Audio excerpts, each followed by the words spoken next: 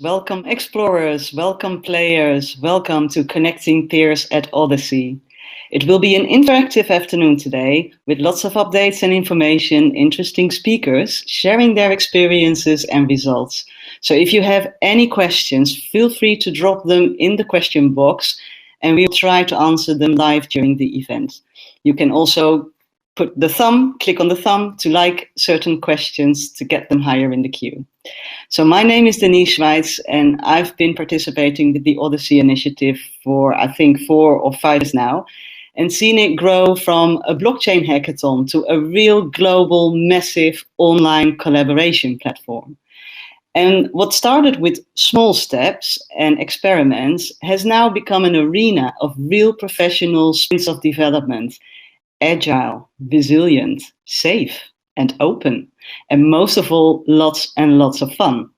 And it's not just about applying technology. It's about our safety, the climate, the energy transition, or food, the oceans, and also our healthcare. And one of the items that stood out for me also is our identity, and also our identity as explorers, because we don't explore the globe anymore by traveling. We have to now be explorers from our own home, from our own seat. So Odyssey invites you to be part of this transition of humanity and the evolution of our solutions. So today we will look back to Odyssey 20 and we will also look forward with the following panel members. So let me start by introducing to you Michiel Sintenie from Vattenfall, who was responsible for the fossil-free future. We have Sander Koot from the Dispatch Center of the National Police, who was active in public safety and security. We also welcome in the Energy Singularity track Sarah Hambridge from Grid Singularity, and Yvo Hunink, who is innovating the City of The Hague in track Conscious Cities. And we also have Thea Martic from the Acute Care Network of the north of the Netherlands, and she was active in the healthcare track. And just a side remark, so not to worry if you see Thea disappear, but due to the nature of her role, she can get urgent phone calls when a crisis happens. So she might disappear from time to time, but not to worry, we are very happy to have her here on the panel. And last but not least, I would like to introduce to you our host of today, Rutger van Zuidam. He's founder of the Odyssey Initiative. And a warm welcome to you, Rutger. Thank you, Denise. Yeah, hi. So I think the first question, which is obviously burning on my lips already, looking at last year and the biggest change that we've all had to go through by going digital. Maybe we can start with if you can share which possibility actually unlocked in what particular area. So what did this whole change unleash for Odyssey, for the teams, and for yourself? Well, quite a big question there, Denise. Thank you for welcoming everyone in the panels, and also from my end, a warm welcome. I'm very, very eager to hear all the stories from the perspectives of the different challenges. And for us, that's always the most important thing, that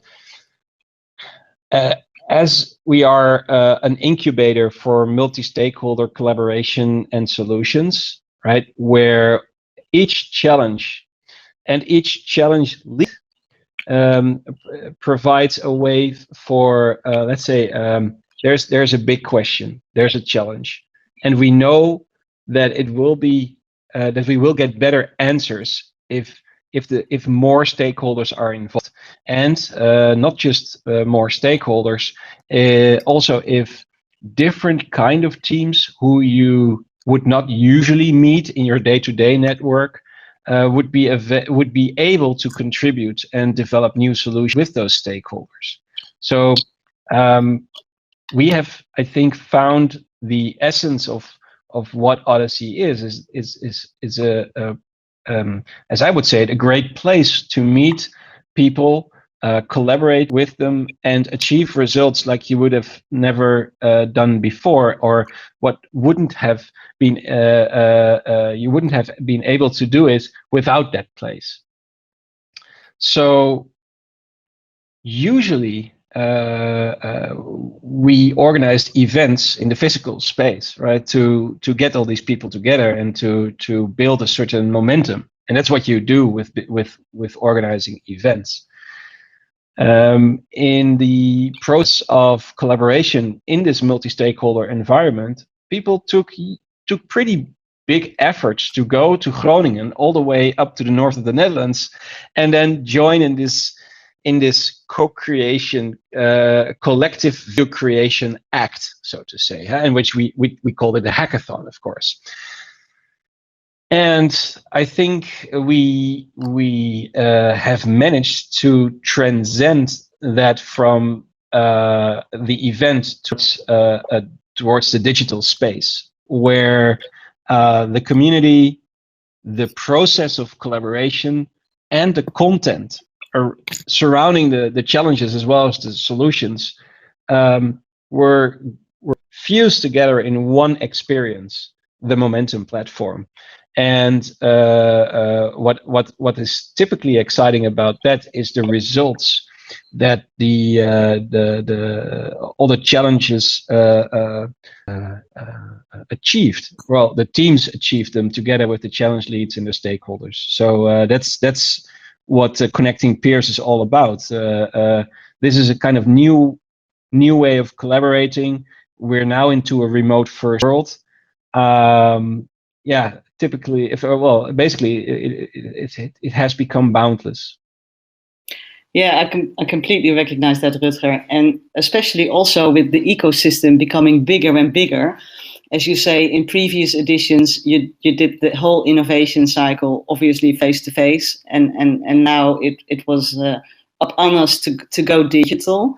Mm-hmm. But even if it were, if it would have been a face to face event, with the ecosystem also becoming bigger, more parties participating, you see also the complexity increasing when it comes to those stakeholders that you mentioned. Mm-hmm.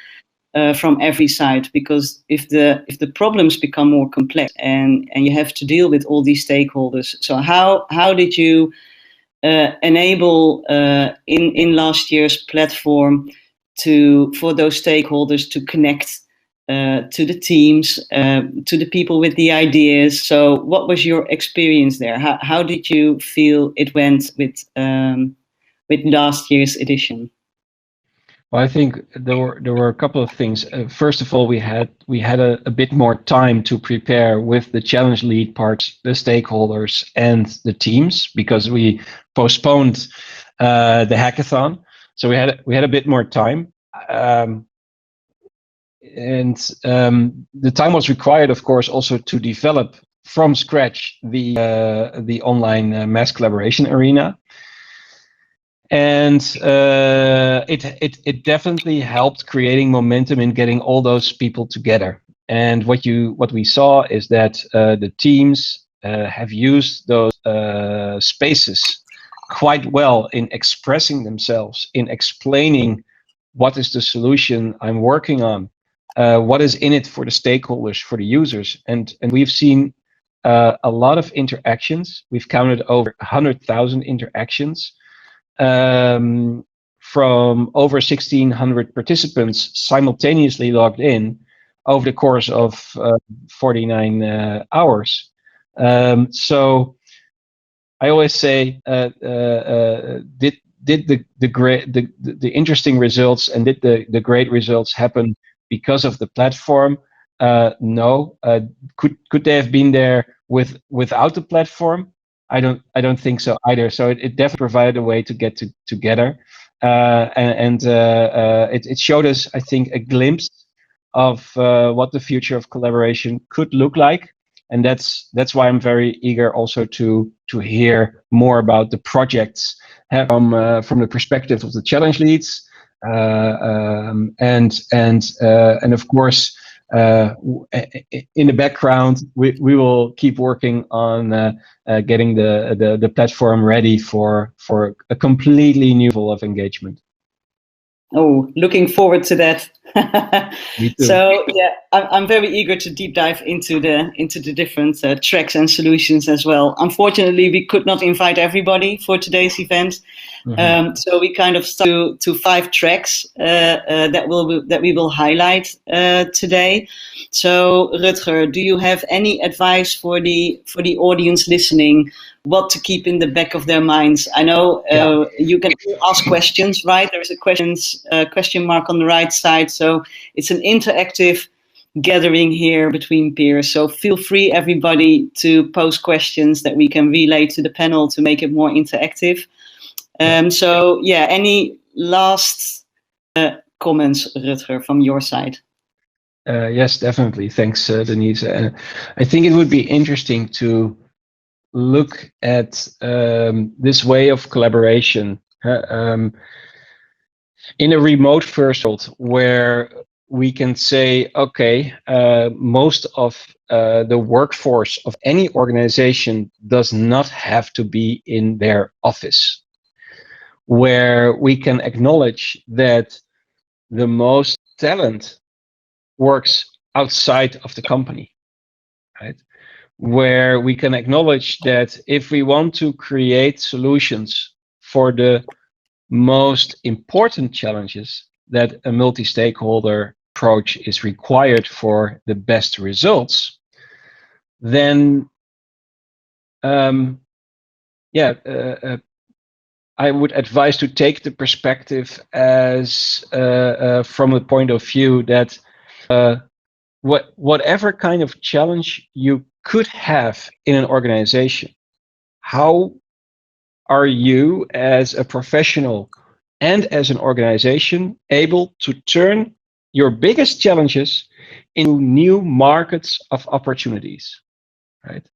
And be that anti-fragile. That is, I think, the question I would want to provide while listening to these stories.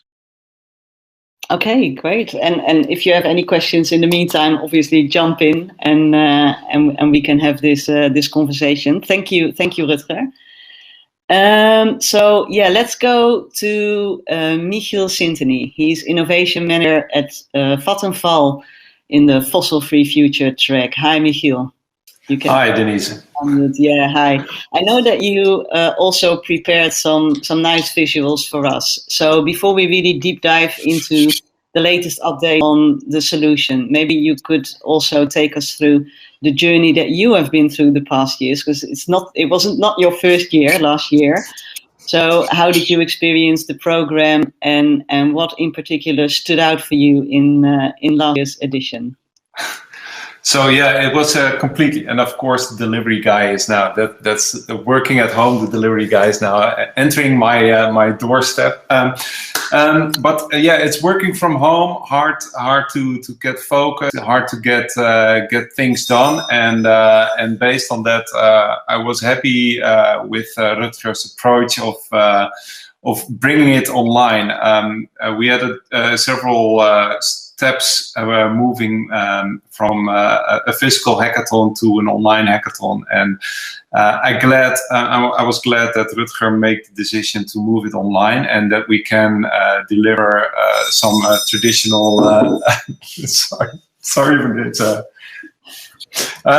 So to really get things going and really deliver the proof of concepts and the prototypes that I'm always used to have when finalizing an hackathon with Odyssey. So yeah, that was last year was the 4th year that we participated. From the start off, I was really impressed by the work of Rutger and his team on moving sometimes really crazy ideas towards workable and working prototypes. But I will get to the presentation where I explain a little bit more about that. Yep. Shall I? Yeah. If you can share your screen, that would be great. Yes, will. So can you see my screen? I think we can, yep. Yeah, great. So we wanted to pursue a fossil-free future with collaboration with Odyssey. As Vattenfall, we are thriving to become fossil-free within 1 generation. So that is our core mission, and we try to translate that to the Odyssey Hackathon and the Odyssey Momentum and the innovation program of Odyssey. So yeah, already my name is Michiel Sintenie. I work at Vattenfall as an innovation manager. This will be my 5th season with Odyssey, and we already built over 40 prototypes, working prototypes within Odyssey Momentum with the emerging tech like blockchain and AI. This is a photo from the last physical edition where we teamed up with our R&D department and a lot of other people that wanted to help us as a Jedi in the Odyssey hackathon. So we believe we can make a fossil-free living possible within 1 generation and improve the digital infrastructure of our industry. And the way we use data is essential. And we cannot do this alone. By bringing the best of the world together, we can solve this crisis together. And by the best, I mean the best in startups, the best in core developers of blockchain technology, core developers in AI, in bringing the best legal people in, government, and also corporates. So what we did was, when we started this journey, and this is every time a new journey or a new Odyssey that we are approaching, we start with an internal search for challenge. So we harvest information inside the organization, and we are really looking at what is the current problem and what is our future view, and what is the most important thing in collecting a good challenge to bring forward in Odyssey is that you are not the problem owner, but you are experienced or your customers experience today. And it's something that you cannot solve by yourself. So putting a lot of money into it and then solve it, that is not, that won't work. You need the ecosystem to move forward. So what we did last year and in the year before is really focus on ecosystem building. So find the stakeholders that we needed and make a superhero collaboration. And the key is in this is not focusing on the commercial benefits, but also on the exploration of innovation. So see if you can increase the quality of a complete industry or a complete vertical. And first we will set up our own challenge, and then we will have a session with people from Odyssey that help us sharpen the challenge together, and also bring the challenge to a super focused challenge by bringing in all perspectives. So the challenge that we did in last year's session was creating a publicly owned privacy by design smart meter data infrastructure. Odyssey helped us with visualization of the problem, so that everybody understands what is the problem, and had several sessions with the teams to get them on the page on nailing the problem and understanding the problem before building the solution.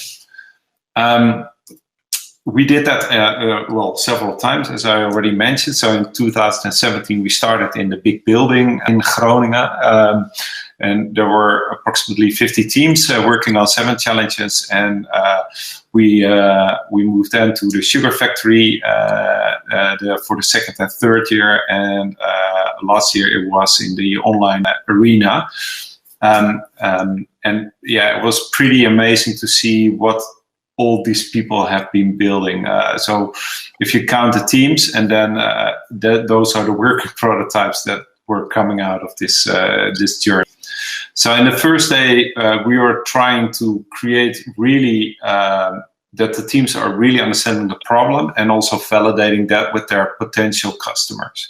And day 2, they are designing their solution, and day 3 are focusing on making really beautiful designs and also that it's understandable for the audience what they have tried to solve. So for our board members, but also for our stakeholders, it has to look really beautiful and appealing to move forward in this one.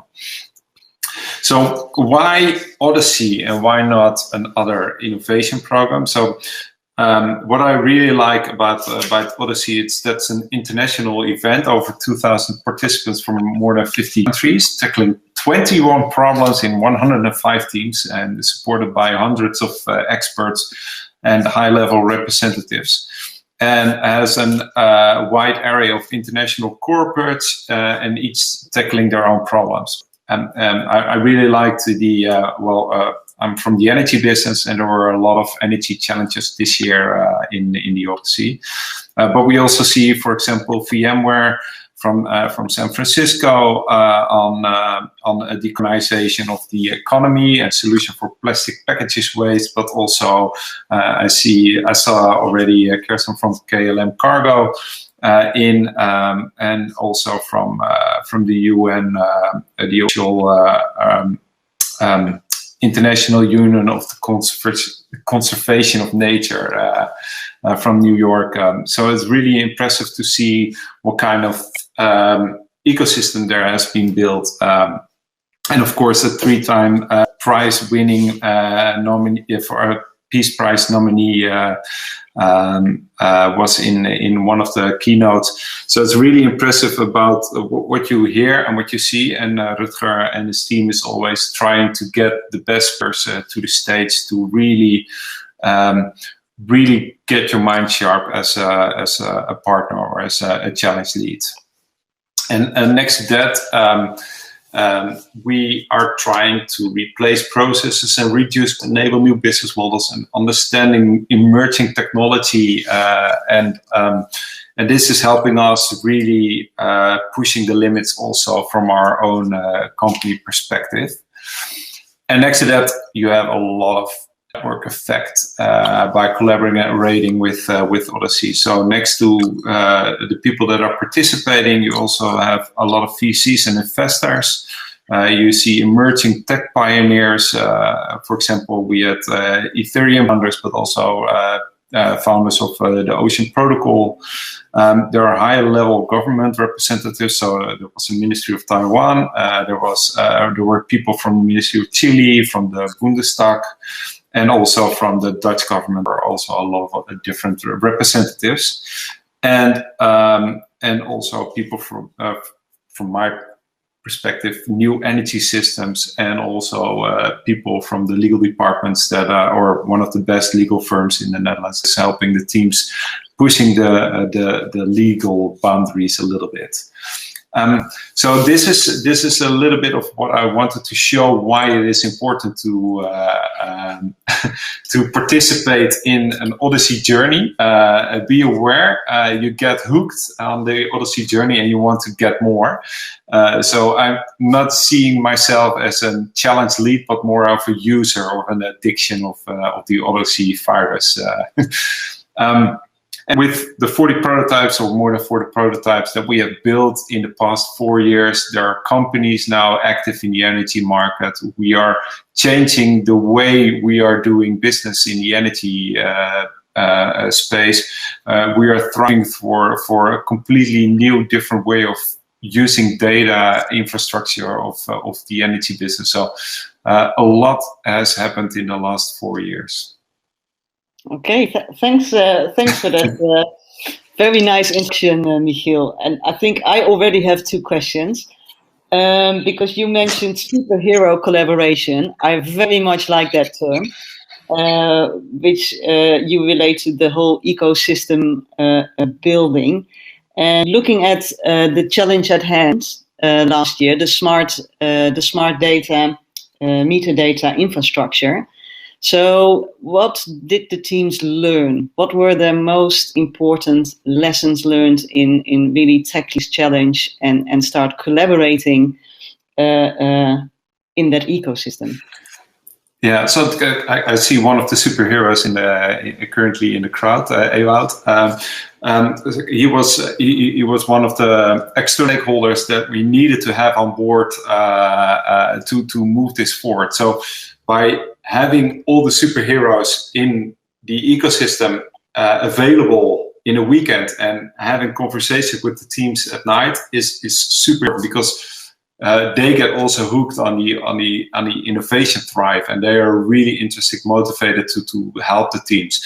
And if you put in effort into the teams, you also see that the energy from the teams is growing and want to also go out there the extra mile during the Odyssey momentum.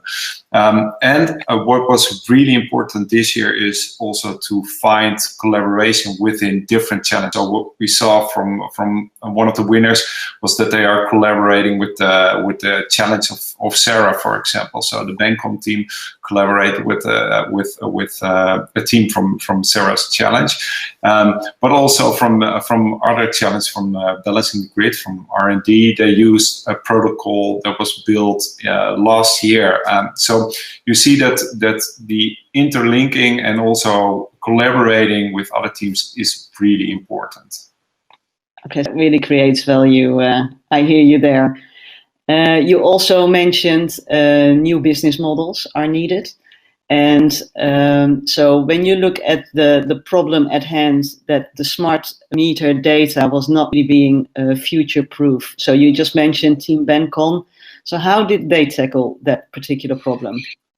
Yeah, so they have, of course, a really good knowledge of the energy business, and they really used the complete ecosystem of Odyssey to nail the problem and also getting the right solution in. So what they did, for example, is they had conversations with all the grid Jedi, so the experts that are in Momentum, for the Energy Singularity Challenge. They were hosting the Energy Singularity Challenge together with Grid Singularity. So they asked them everything they needed to know about smart meter data infrastructure. They used the guys from Lois and Louvre to get the right legal perspective of their challenge. So they really used all the assets in Momentum to outperform all the other teams in our challenge. Okay, and how are they progressing now? Do you have a latest update? Yeah, so we are now moving into what is called. We don't use the word pilot in the energy business, but we are moving into a possible small scale rollout. So we are checking with a more or a bigger ecosystem outside that didn't participate in the Odyssey hackathon to see how we can move forward. So we already have the prototype working. We have a small pilot with some of the team members of Bancom that are already testing it at home. And we really want to push it even further down the line in the Netherlands, and hopefully, and that's my hope, that we create a standard for the complete European market on this one. It was a huge problem in the Netherlands. So it started out with a small problem that the financial newspaper in the Netherlands published in the real newspaper a page-big article about the challenge. And then after a couple of weeks, we got another article that it didn't make it important, but also urgent to change this. So we were spot on with the challenge last year. Cool. And can you maybe also share with us what your vision is for the future, how to move forward? On what?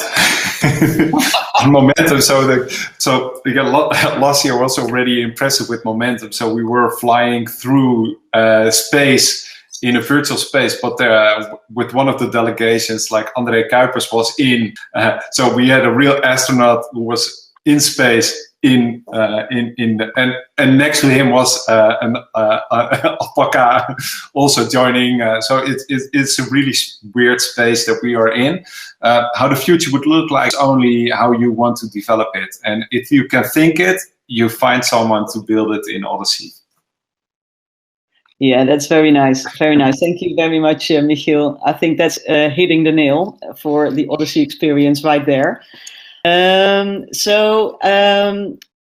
If it's okay with you, I would also like to hear now from Sander Koot.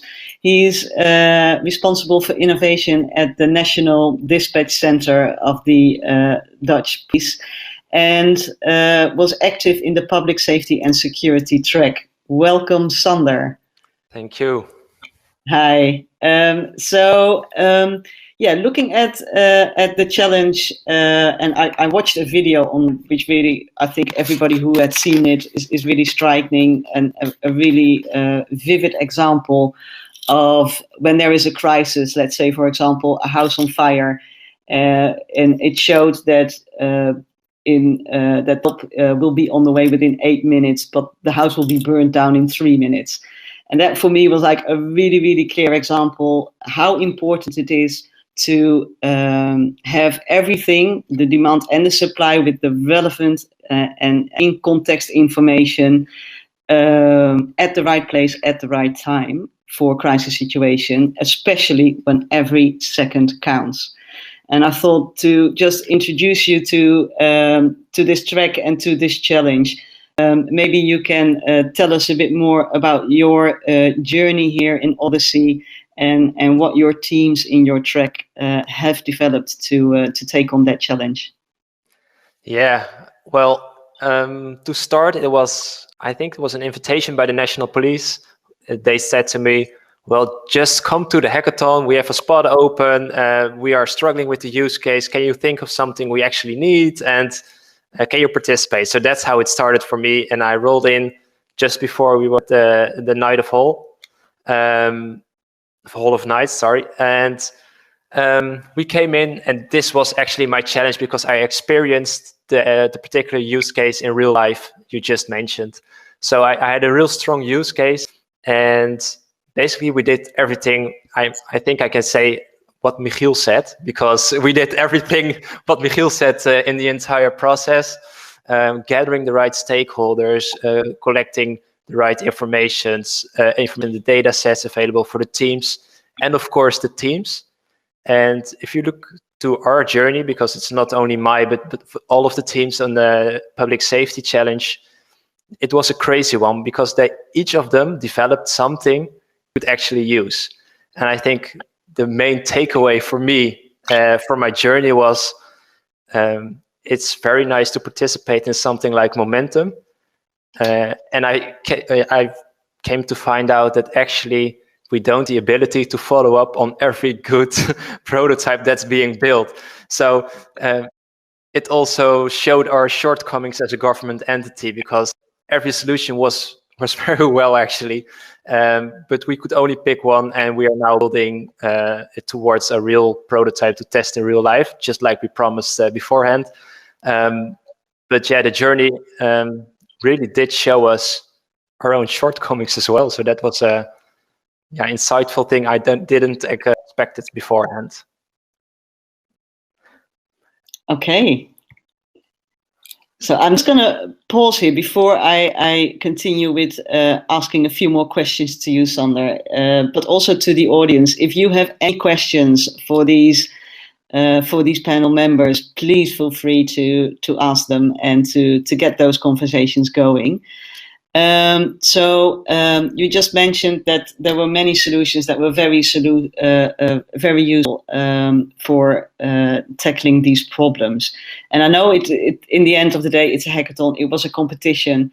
But I think the bigger goal here of Odyssey is to also get that ecosystem collaborating with each other.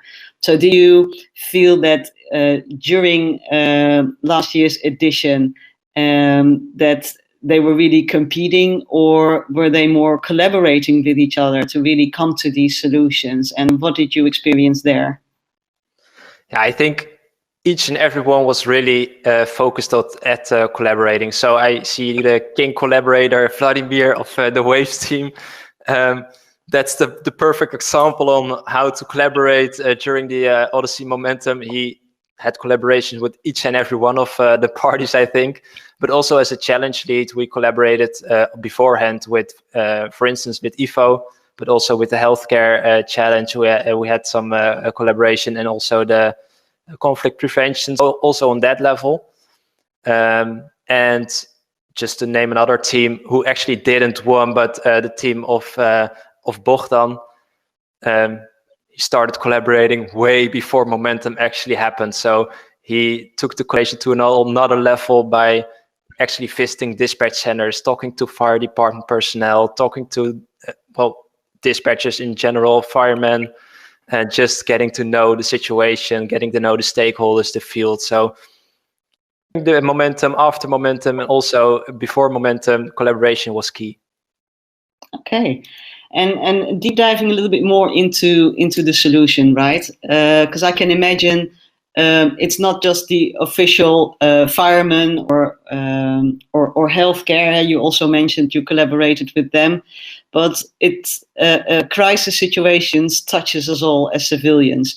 And what you see now also in many villages and cities is also civilians connecting, creating little ecosystems in apps to help each other and to also do kind of prevention, so to speak, in their own neighborhood.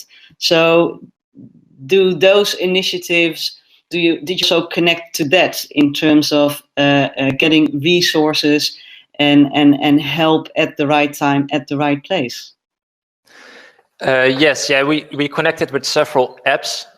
For instance, Burgernet, one of the biggest in the Netherlands, but also Hartslag Nu, so the CPR app. So we connected with apps beforehand and still talking to them.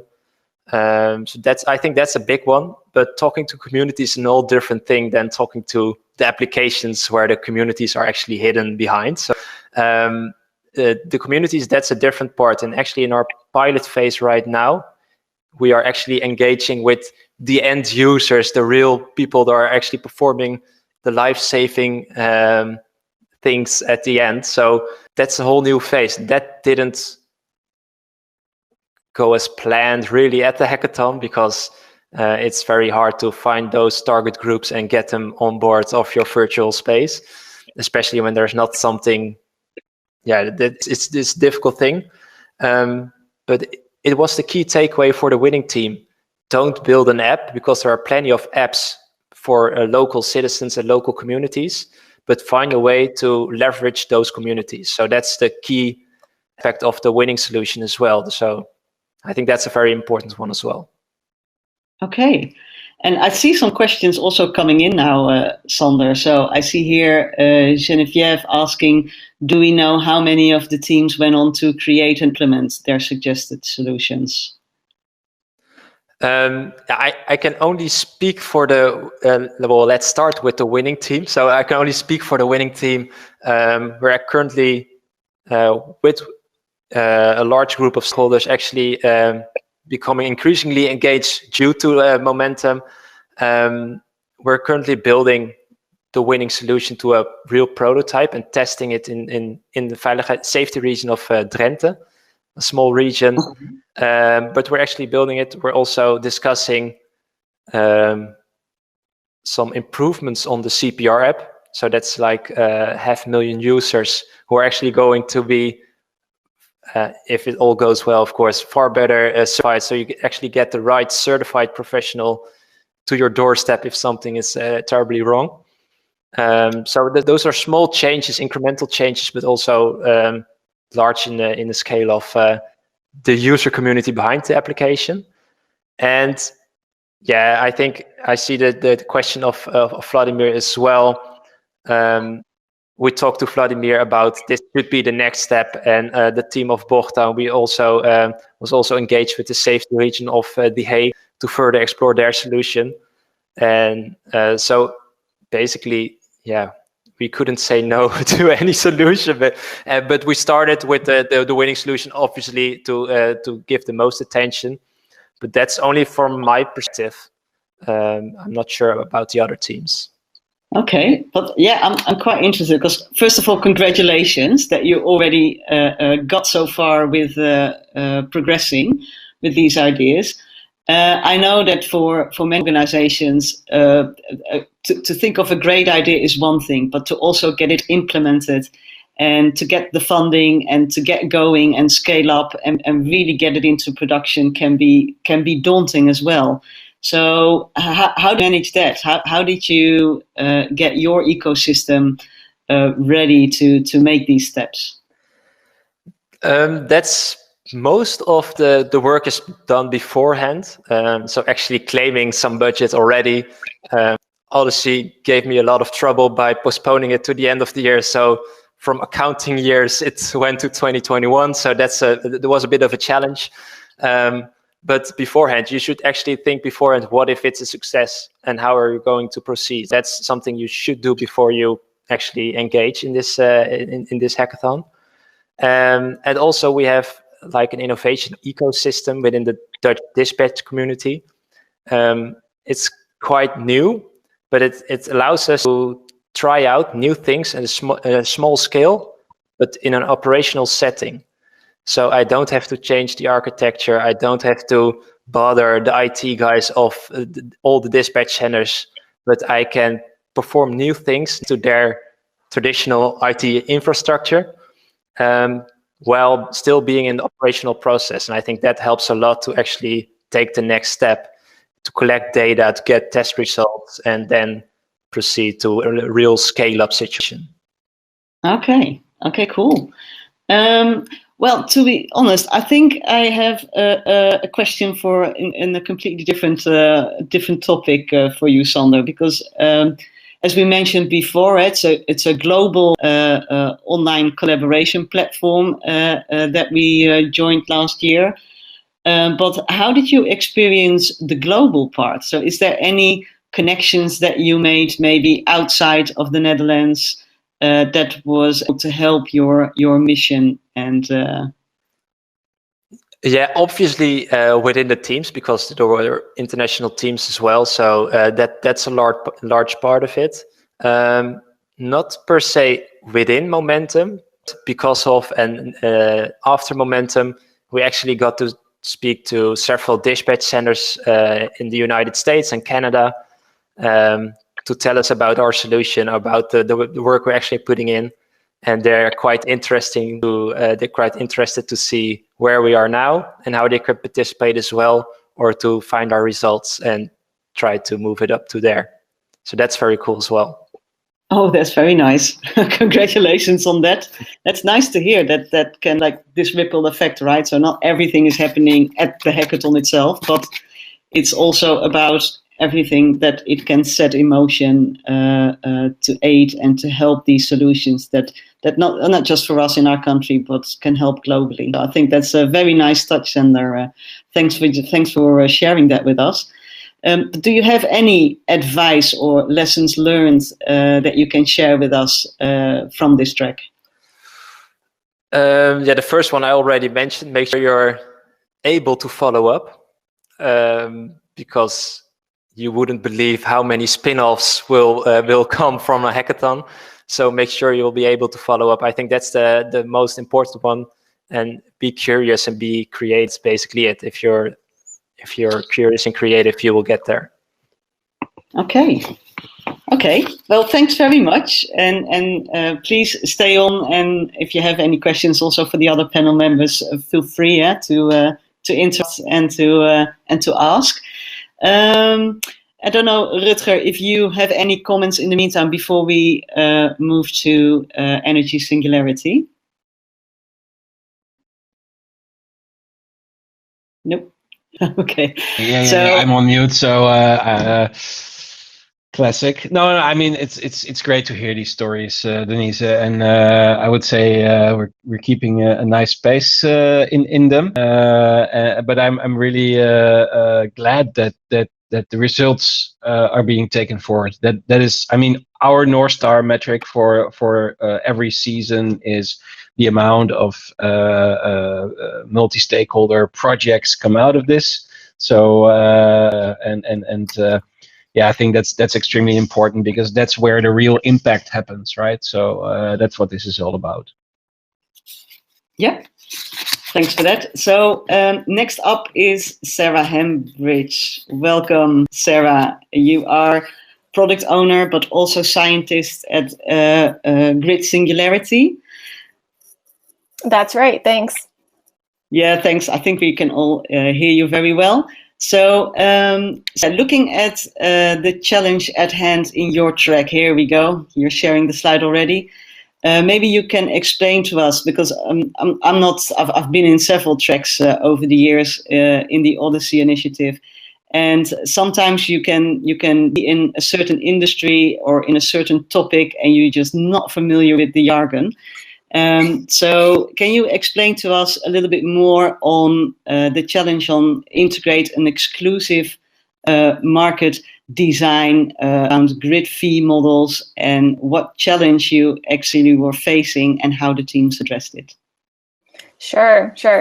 Yeah, thanks for having me.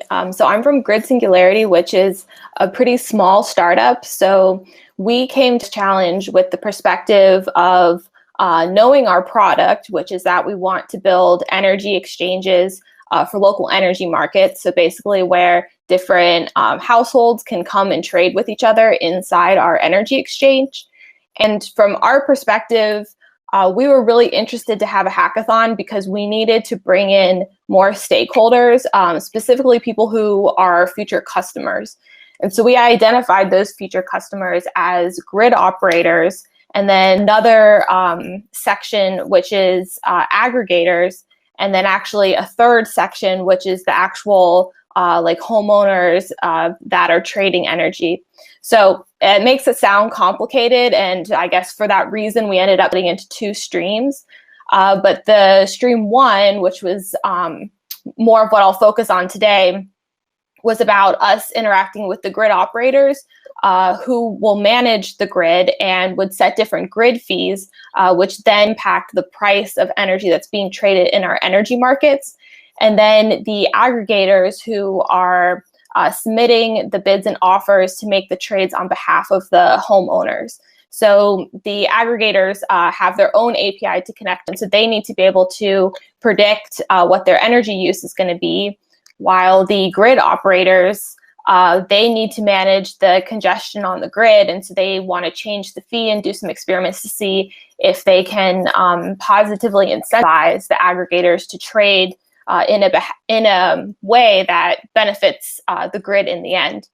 So that was kind of our setup for the first stream. And so we met with these different stakeholders. We had a group of Dutch DSOs who joined us, and that was Stedin, Alliander, and Impulse. And then 3 of the teams that were competing were on the aggregator side, and that was Ollie, and Rebase, and then Inavitas. And so that was the big benefit for us, I think, was getting all of these people in the room and actually designing the challenge, and then for us to create a platform where we could run the experiments. And so the outcome was that we could see, as the grid operators were changing the grid fees, how the teams could come up with the best trading strategies. So in a nutshell, that was our challenge, and going forward, we want to build additional consortia around this. So then we're working on creating the Energy Singularity Alliance, where different stakeholders can participate, and we can continue developing these features and these different experiments that we want to test on our platform, for our own benefit, but then also for our stakeholders, and to learn more from them and, what they're looking for. I continue to work with them. Nice. Congratulations on your achievements already, Sarah. I think it's so you tested trading part, right, of the infrastructure. So can you tell us a little bit more about maybe the results of those tests that you already done? So can you elaborate?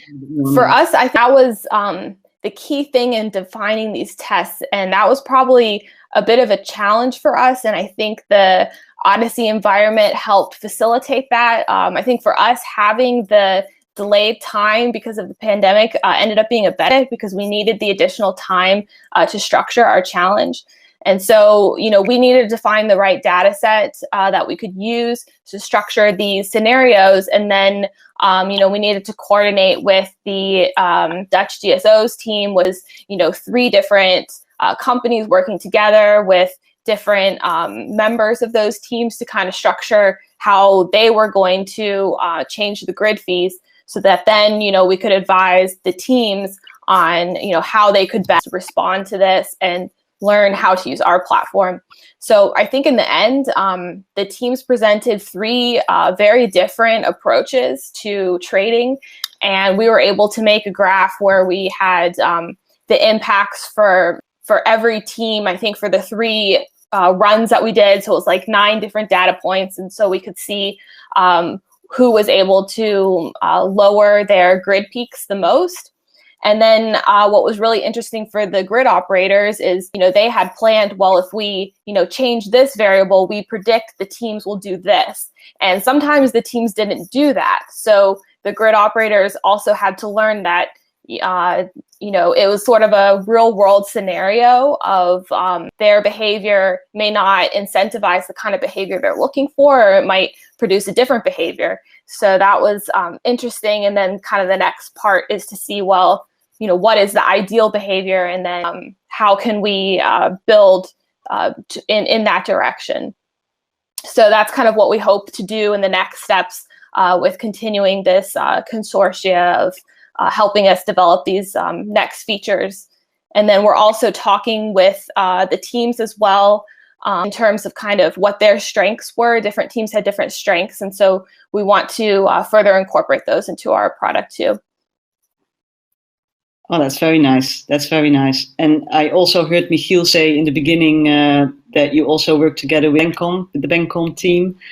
So you also saw that collaboration happening, that cross-pollination. I also had a question on indeed the data issues, but you already answered it, Sarah. So that's very nice. So very cool here that by collaborating indeed and also looking at the stakeholders. So just a question on the on November last year when we were in that particular weekend in November hacking away. So momentum meet your expectations when you went in, because it was your first time, I assume, with the with this initiative. So how did you experience it?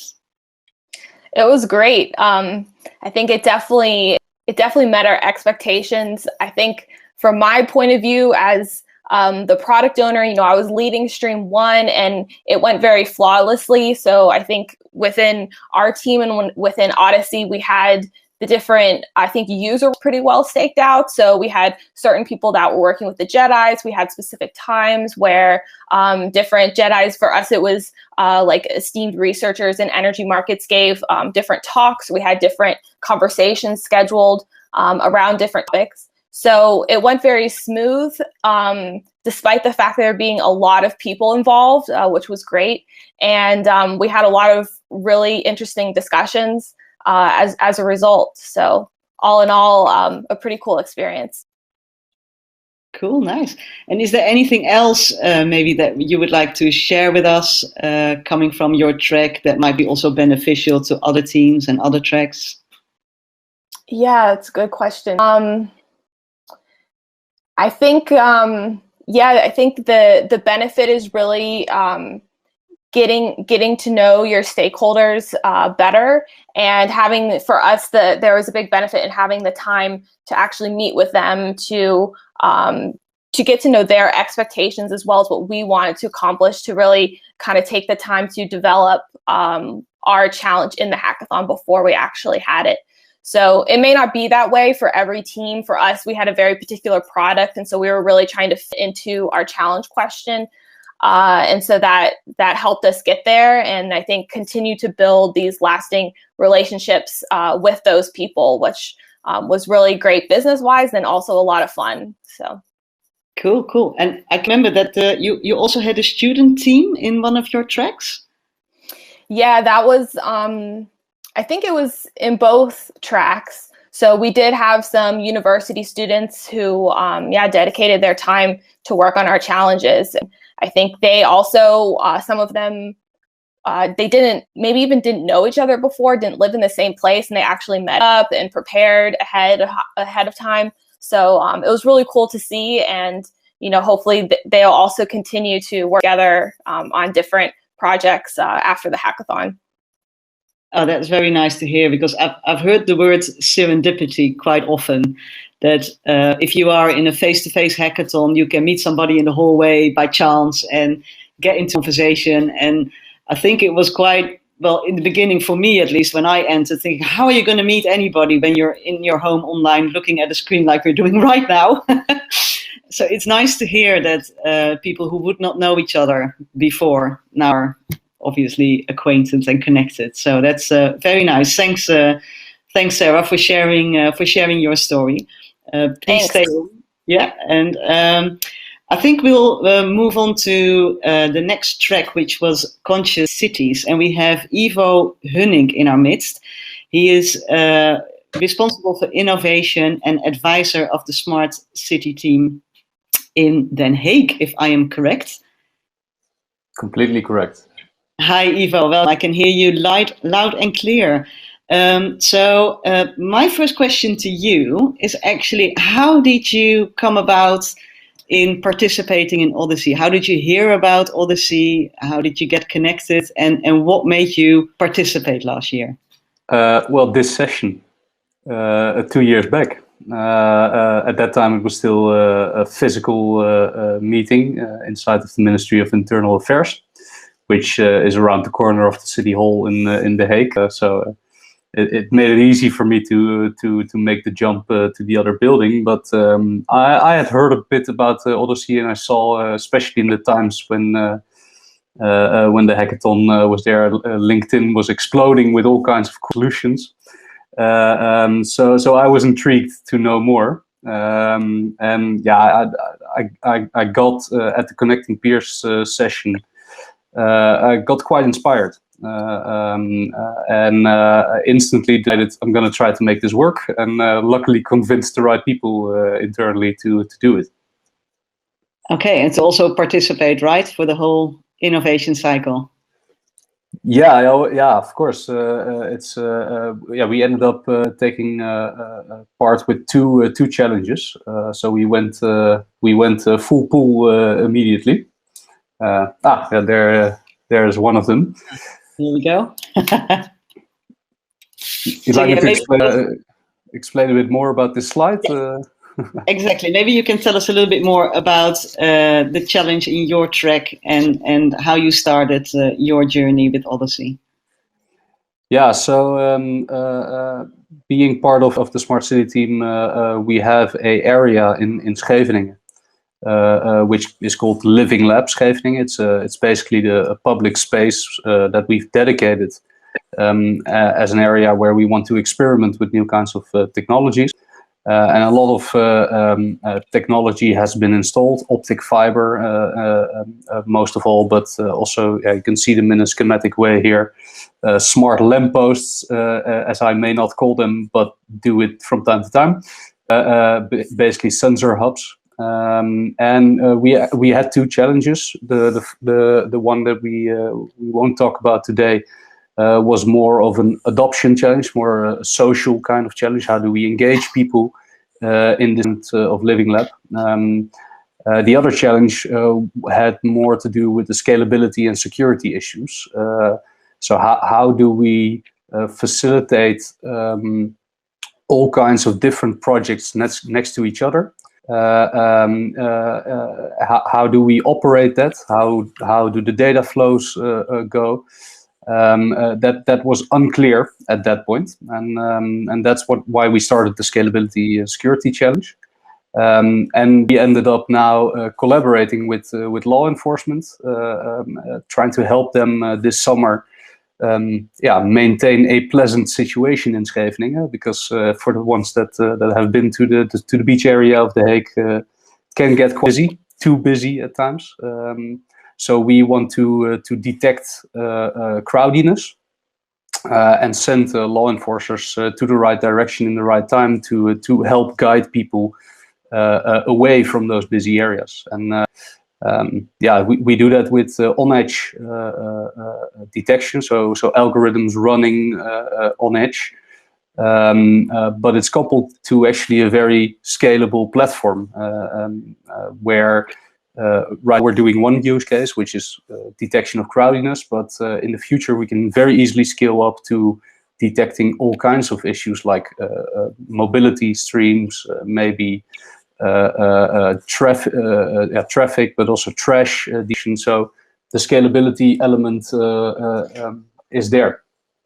Okay, I might just one question, or maybe you can put up the slide again, please, because just for my clarification, you just mentioned on edge. Maybe you can explain a little bit more what you mean by that. Do you mean edge compute in the sense of what the sensors are gathering on data, or?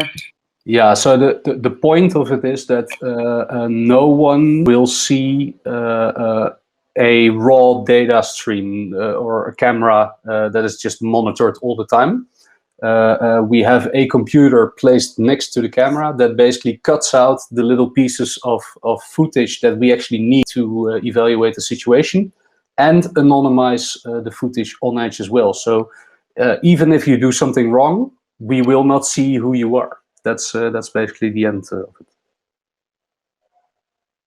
Okay, cool. Thanks for explaining that.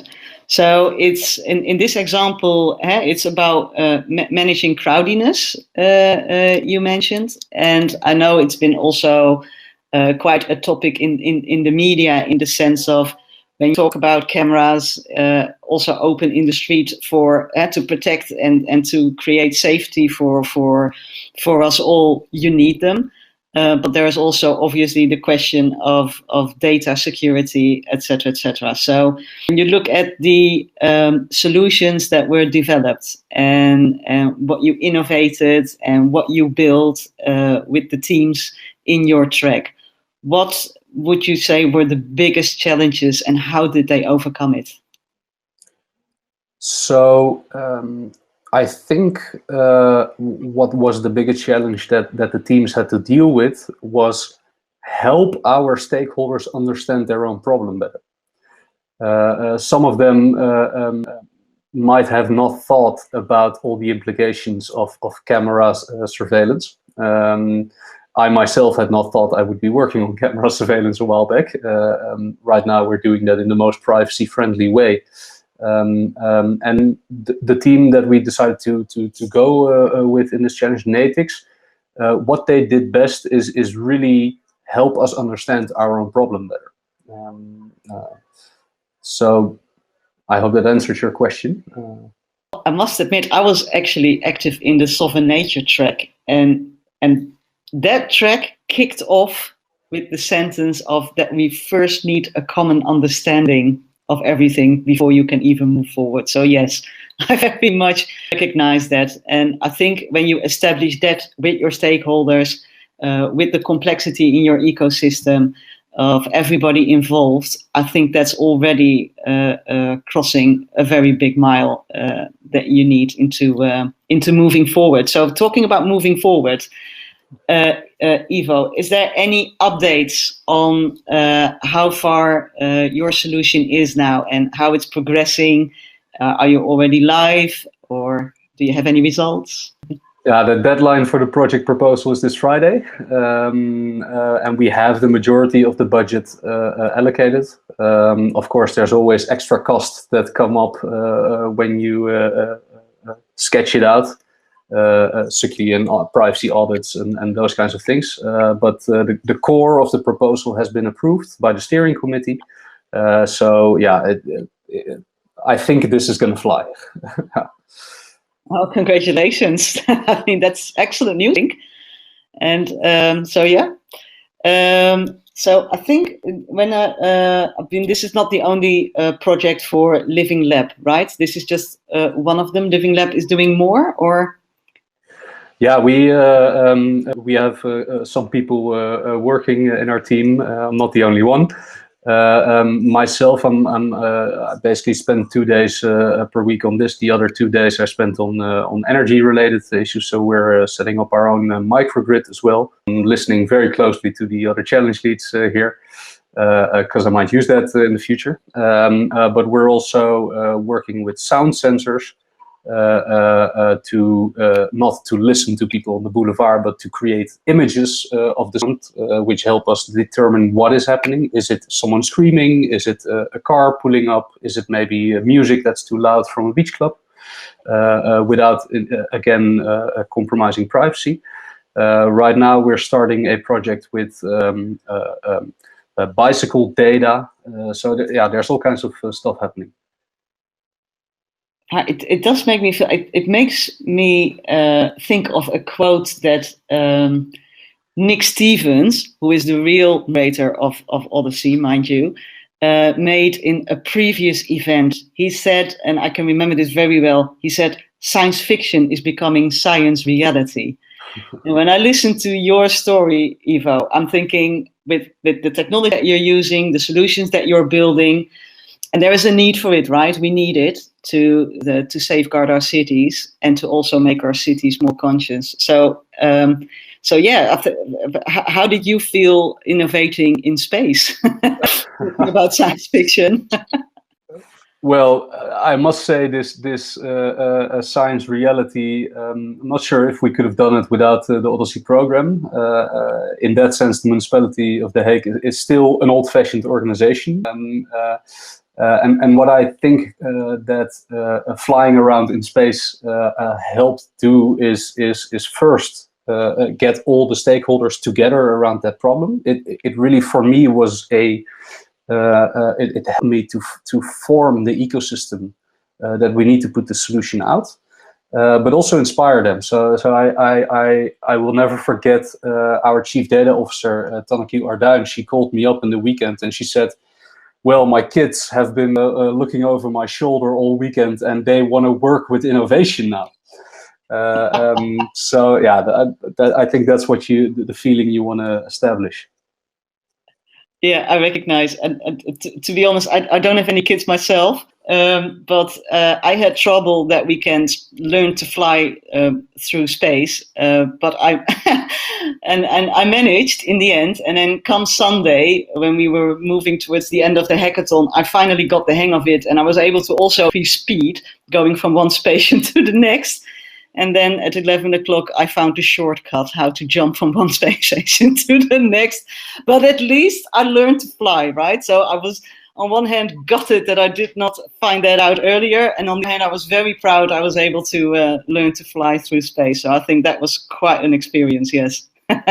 I can imagine it was motivating and inspiring.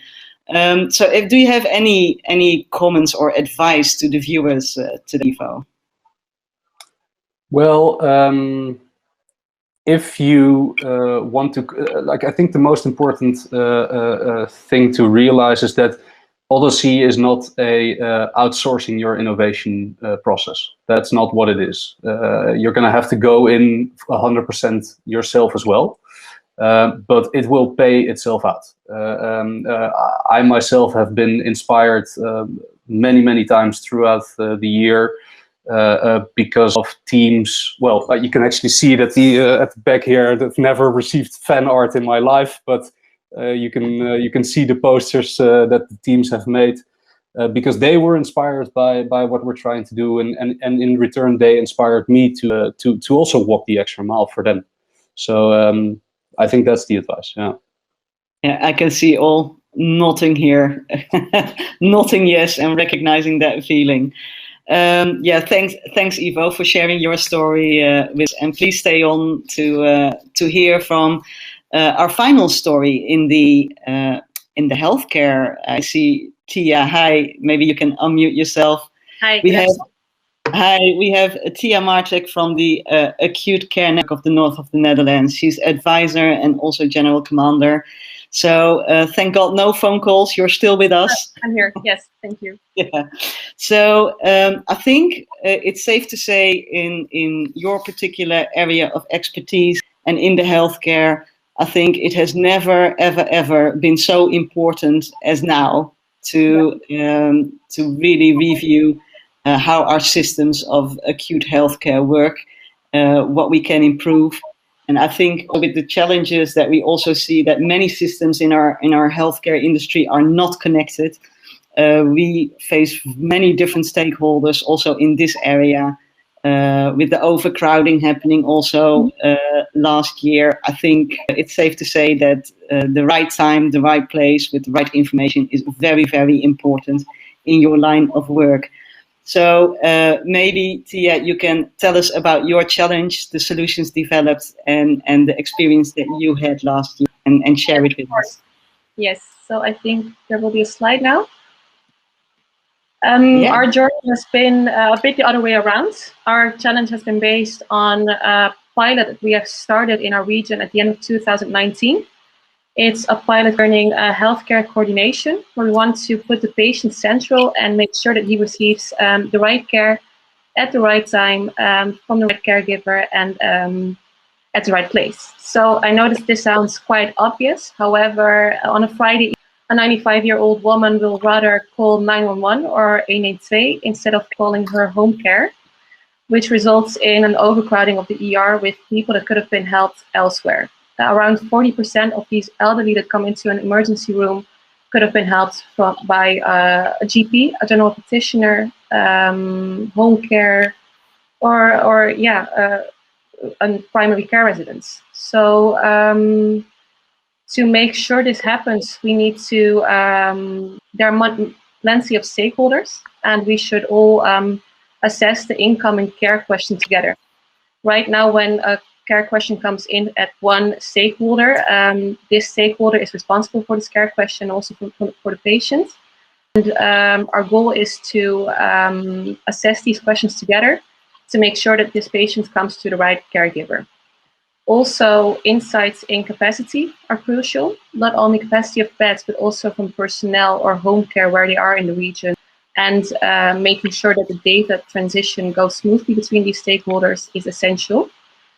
So we have started this pilot in Drenthe and in Friesland. And as there was a challenge in Groningen, it was multi-stakeholder. It was the right timing for us to also get the right stakeholders for this challenge in Groningen. Also, you tend to think in your own stigmas. So we created a challenge around the capacity dashboard.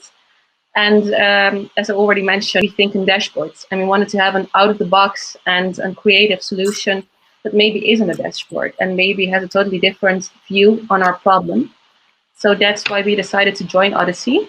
And we were surprised. We were surprised to get to know that the team saw a bigger problem in our pilots, not only about the capacity, but also about communication and coordination. And one of the teams actually created a totally different outcome for us. It was a coordination platform where we could easily have insights in the capacity, where we could easily coordinate and communicate with each other in the region and share data with each other.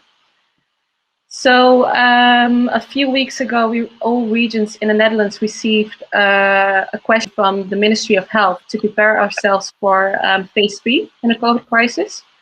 Phase 3 is actually the black scenario where there is a bigger demand for care than capacity available. And that's when we thought about the team that made this platform for us, Acute Link. And we have got in collaboration with them to create this platform for COVID. So we have been working together for the past few weeks very intensely to make sure this platform is ready for a possible next phase. Wow. Yeah. I can only say wow at the moment. I didn't know this. So yeah, that's very great great to hear and good progress, Tia. Yeah, I see hands clapping coming in. Well deserved. Yeah. So we have been working on a Teams platform, so it's easily accessible for everyone in healthcare, of course. And next week on Tuesday, we will have our first try run with this platform. So coming really close. Okay, but that is really live, right? The try run already. Yes. Mm-hmm. Okay. I'm just blown away by this. I think we all need a moment to just digest that message and think, how this matures and I can remember one of the remarks earlier, also with the common understanding. I actually expected, especially in the healthcare, where it's really sensitive, also with all the data, I think it can be really daunting and difficult to get those stakeholders together. But when the need is high and you have the pressure cooker of the 7 times 7 hours of Rutger in the Odyssey hackathon, but I believe that the COVID pressure cooker is far more bigger and larger, and that's the pressure cooker that we're all in, and that also, I think, opens doors and enables us to move forward with the great solutions that have been developed. So congratulations to that, Tia. Yeah, and looking back at the whole journey that you took, the events that you participated in, and then in November, the big creative bubble that we were all in over that weekend. I remember one of your co-challenge owner, Monique. She was interviewed in one of the events, and she actually mentioned, she said that going onto the Odyssey platform for her, it felt like stepping onto a movie set. So I thought that was quite funny. So how did it make you feel, Thea, to be part of this ecosystem and this platform, and what you experienced that weekend in November? Yes, so we had 4 seats for the healthcare system, and 3 of them are already known with Odyssey. So they have been on the previous hackathons, and they have had these great, amazing stories about getting together in Groningen, of course. So for me, it was first a disappointment to know that I wouldn't have that experience the first time. And then afterwards, coming into the system, into Momentum, I was just blown away. It was the same atmosphere that they have been describing live. Really came back into the platform as well. So I don't have the feeling I missed out on anything that has been there the last few years. No, correct. And if I may add to that, what I also found a nice touch, that the platform itself, the design of the platform enabled, was the grabbing a table with someone digitally or high-fiving someone in space. And yeah, true. You know, that there were also delegation parties who visited your space stations and your team challenges and interacted in those video conferences that the platform enabled for. So did your teams, did they adjust quickly to the platform? Were they able to find everything and to work with it? Was really natural to them. There was one team that had some difficulties entering the first day, so they only entered the second day. So they've had quite a setback in working in the platform. But everyone was really flexible to also communicate outside the first day, and then afterwards it was just a natural process. Cool. So is there anything that you would like to share with the broader audience today that we can take with us in our own challenges and solutions that we're working on? I think I can relate to Yvo. Be prepared to get to know your own problem first, and to be surprised about what's possible even without your own box and stigma, and be wowed. Yeah. It's really opening up, Opening up also, yeah. Exactly. It starts with the connections and listening to each other. So yeah, so thanks for sharing that great news and sharing your story, Tia. Yeah, no problem. Yeah, so I don't know if anybody else on the panel has any burning question for any of the track participants.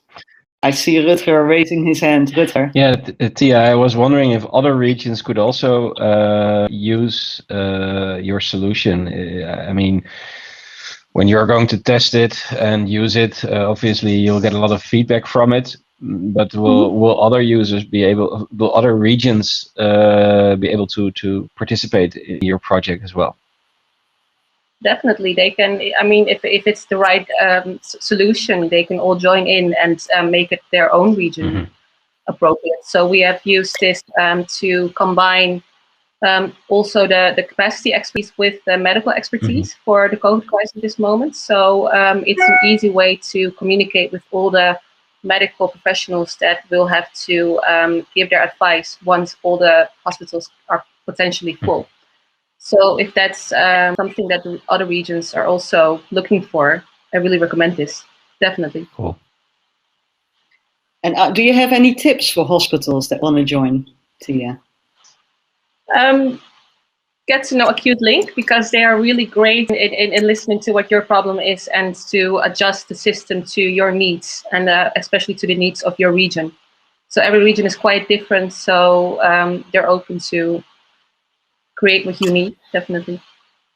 Right, that's what it's about, connecting the peers.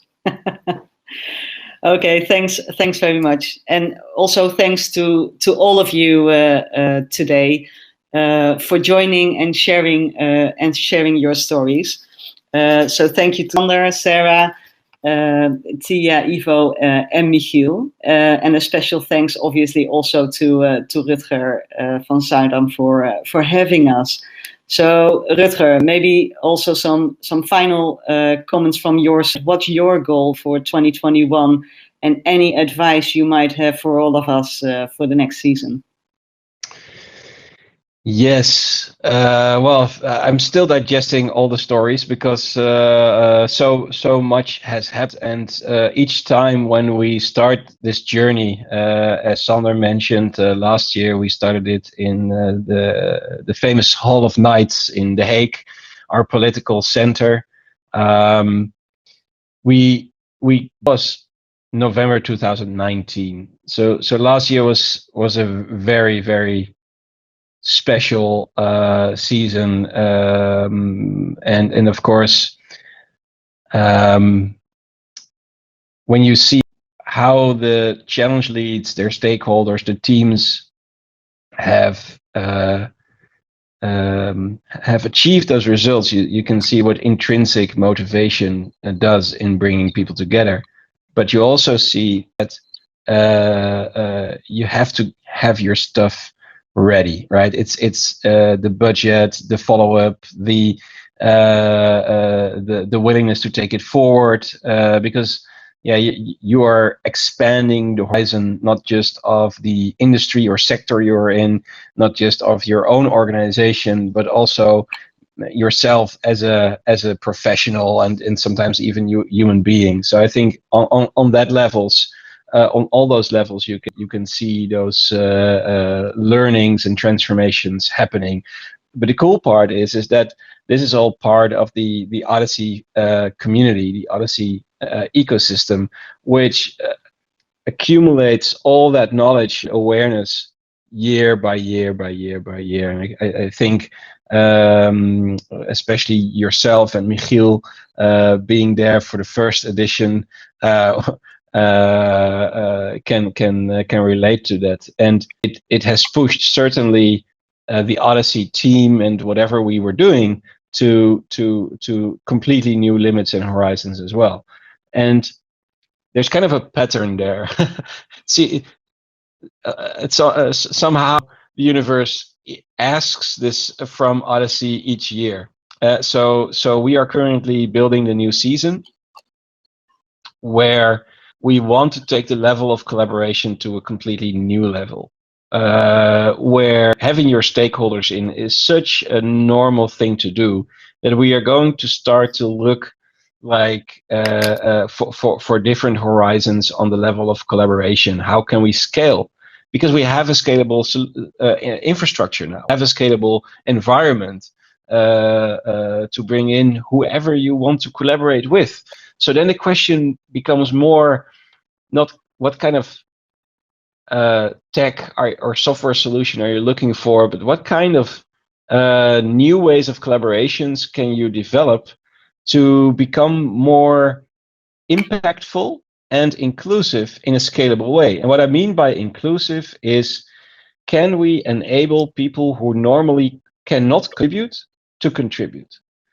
We've seen last year with Generation Now, for example, young people between, let's say, 8 and 18 years old, that were able to contribute in a number of challenges, not challenges for kids, but let's say the grown-up challenges, right?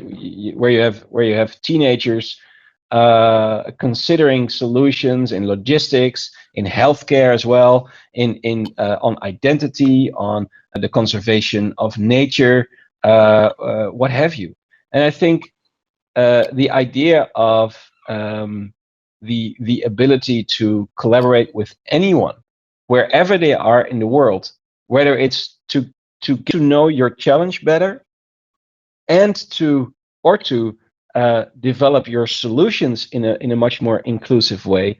I think that's where the next horizon will be, because in the end, the organizations that are able to turn their biggest challenges into their biggest opportunities, and are enabling to the people who would like to contribute to that ambition, they will out-collaborate their way out of that challenge. And so I think that's the horizon we are continuing to explore. So what that concretely means is that we are in the build-up of a new season.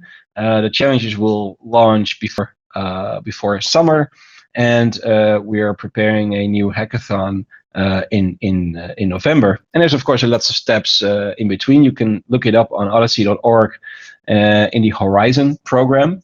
And on the other part, the Momentum platform is currently being developed into an alpha release, and will be live shortly. And I think the collaboration features will absolutely make a lot of people, will enable them to use it as their favorite place to meet others on their projects within the context of their challenge. And we're currently developing the plans. We're onboarding new types of clients in there and basically scale this as good as we can to eventually, as an ecosystem, Odyssey, to become the place where we have the most inclusive and impactful forms of collaboration happening all the time, right? Where you can experience momentum and the energy of the hackathon each day. That's what we are moving towards. And if you are able to think about all your colleagues being enabled to leverage that energy, that ecosystem, and that way of working each day, what could come from that? And that's what we are working on each day. Yeah.